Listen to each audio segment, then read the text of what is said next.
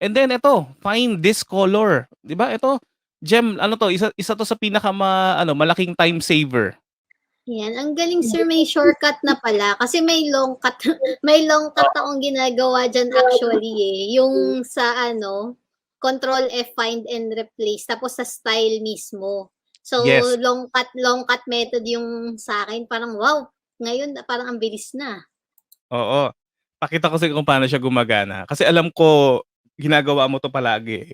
Kaya sabi ko, pag nakita ni Jem to siguradong, wow, parang, ano to kakaiba siya. Okay. So, kunyari, nandito tayo sa pinakauna nating page. Kinlose ko pala yung kanina, di ba? Kinlose ko yung page kanina, yung document kanina. Yan, ito. Open ko yung kanina yung pinaka-working file natin. On which, di ba marami tayong mga colors na nandiyan. Marami tayong nakalagay dito na, working document na to eh. So in my example, let's say pupunta ako dito sa ating swatches. Yan. So tayo sa swatches. Nasaan yung pages ko? Alis ka muna. Okay. So kunwari, hinahanap ko tong blue na to. Di ba? Hinahanap ko yung blue na yan. Pwede nyo lang gawin is, tanggalin ko lang yung text wrap. Yun minsan na-disconnect kapag mabilis ka mag-isip tapos yung computer mo mabagal. bumabagal. Right-click natin tong color ha. So ito, kunyari, hanapin natin tong eksaktong CMYK na chip na to. Meron ka dito makikitang find this color. Di ba? Pag right-click mo, find this color. Pag click mo niyan, meron ka mapansin dito, Gem. Ito, alam mo to, find change din siya.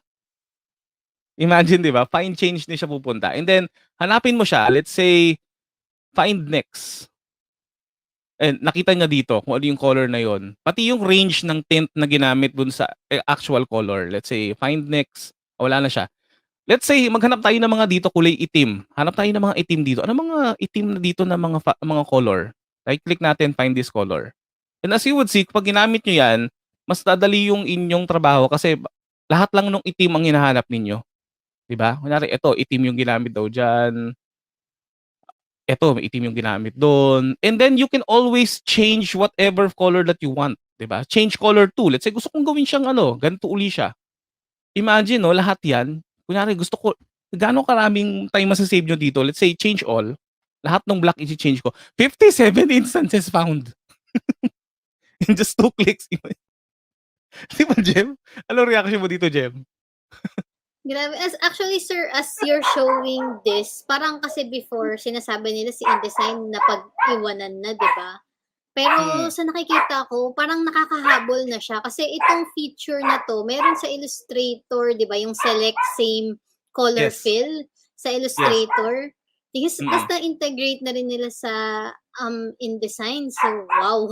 Ano na talaga, it's really good na no apps are neglected, kumbaga. Parang hindi mo na masasabi na ano ba yan, ang tanda na ng apps na yan. Kasi kung iisipin, parang actually, personally, yun nga, kanina na-mention niyo, sir, na Adobe Creative Professional ako na specializing in InDesign. Tapos parang, kung iisipin, hindi ko masabing konti, pero parang preferred pa rin ng most creatives talaga is to start with Photoshop and Illustrator talaga.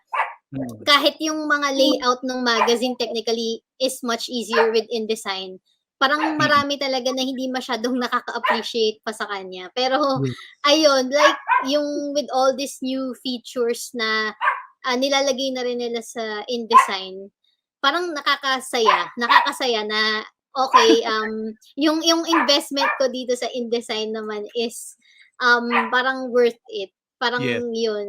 And I'm really happy din na we're doing these sessions for educators kasi feeling ko madami rin talaga silang mapaggagamitan sa InDesign. Lalo na I think a lot of them already got their Adobe IDs. Yes, yan. Yung license nila sa DepEd. So it's good for them talaga na ma-maximize din talaga nila itong Adobe InDesign para bumilis yung workflow nila. And ayun, yung mga ma-share din nila sa student nila kahit mismong yung InDesign na ano yung mga activity kasi as I mentioned earlier, yung mga yearbook talaga ganun. Na usually yan may student na gumagawa tapos may advisors, 'di ba, na which is yung teacher. So ayun, parang I think it's really interesting.